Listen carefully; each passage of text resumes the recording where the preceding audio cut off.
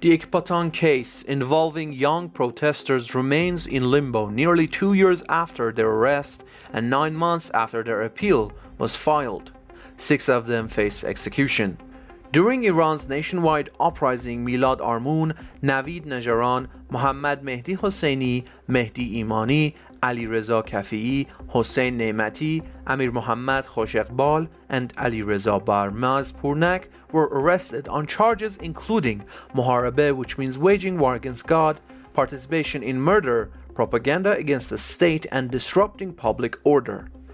Reports say the presiding judge opposed the premeditated murder charge and even the appeals judges agreed, yet the majority still voted for the death penalty. Families state not only has our appeal gone nowhere, but we're afraid to even follow up. We fear the original verdict will be upheld if we push too hard. Hossein Ne'mati's lawyer Payam Derafshan said that when he and some families visited the relevant branch, they were told outright that neither lawyers nor families would be allowed in.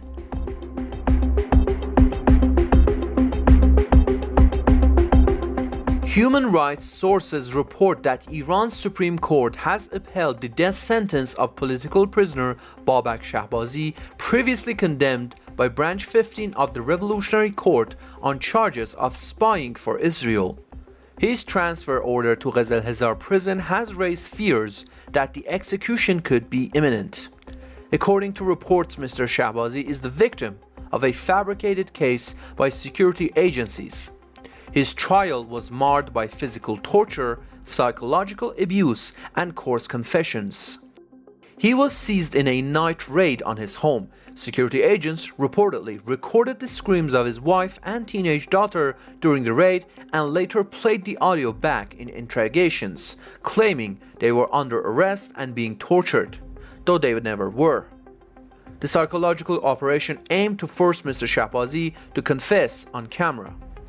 Multiple contradictions in the case file and the lack of solid evidence have been documented, but the Islamic Republic's judiciary ignored these flaws and still confirmed the death sentence.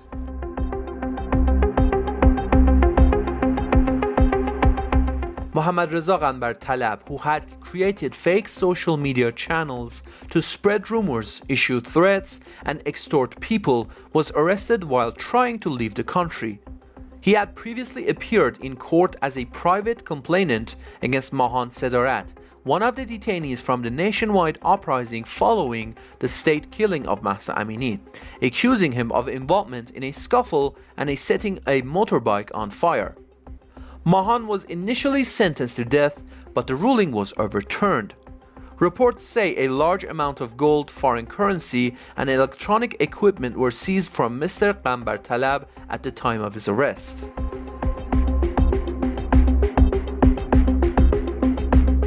Amid growing concerns over Asham Rezai's condition in Ghazal Hazar prison, his mother, herself recovering from open heart surgery, has fallen seriously ill from the stress and uncertainty, and her health is now in danger. Mr. Asham, a monarchist political prisoner, hasn't been heard from in over a week since the violent prison raid on Ward 4. Officials have refused to give his family any information. Reports say Mr. Asham began a hunger strike in a solitary cell.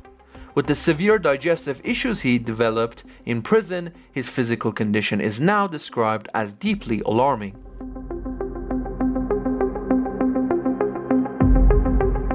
After severe power fluctuations in Mian Doab damaged a household's appliances, a courageous woman took matters into her own hands. She marched to the local electricity office and blocked the street out front, determined to make her protest impossible to ignore. A bold act of resistance in a city tired of being left in the dark.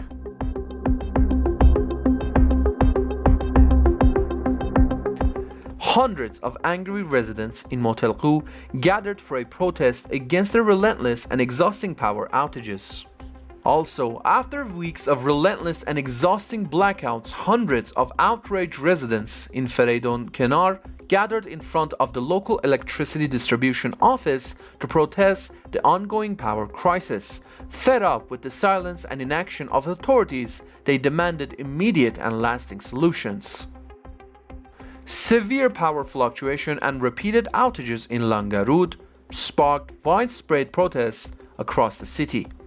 Angry residents gathered at several locations chanting sharp slogans and voicing their deep frustration with local officials for failing to address the ongoing crisis. The people of Babul Sar raised their voices in protest against an unusually long and unprecedented blackout. Power was out from 7 p.m. until 3 a.m., leaving families to endure a sweltering, humid night with no electricity, no water, and no answers.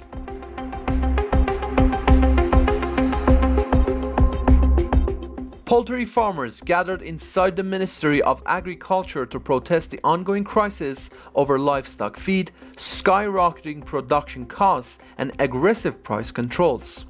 Chanting slogans like "No money, no corn, damn this ministry," they voiced their anger at a system that's pushing them to the brink.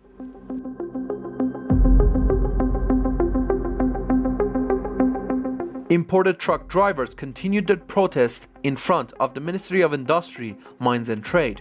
Their ongoing demonstration reflects growing frustration over unresolved issues that officials have yet to properly address.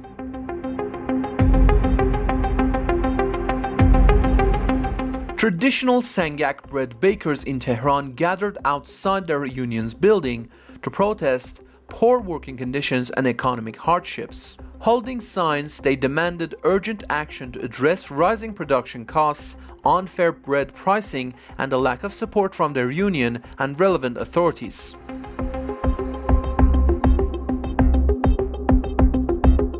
The industrial zone of Asaluye witnessed multiple simultaneous protests by workers from various sectors of the oil and gas industry.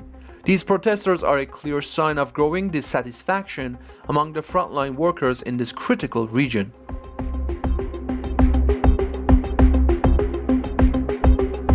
Workers from the 12th refinery at South Pars gas complex staged a protest at the refinery site. They raised their voices against the ongoing neglect of their job-related and livelihood demands, calling on officials to urgently address issues around wages, working conditions, and basic welfare support.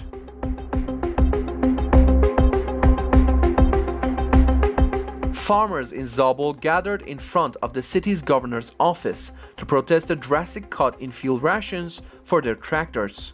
Frustrated and concerned, they demanded a fair allocation, saying the reduction threatens their ability to continue working their land.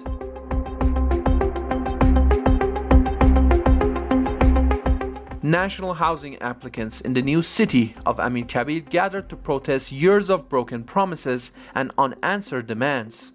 Frustrated with endless delays, lack of transparency, and officials' silence, they demanded the government's honor its commitments and deliver the homes they've been waiting for.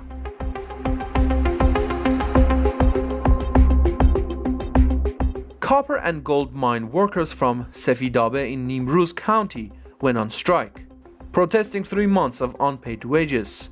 They say they won't return to work until they receive what they're owed.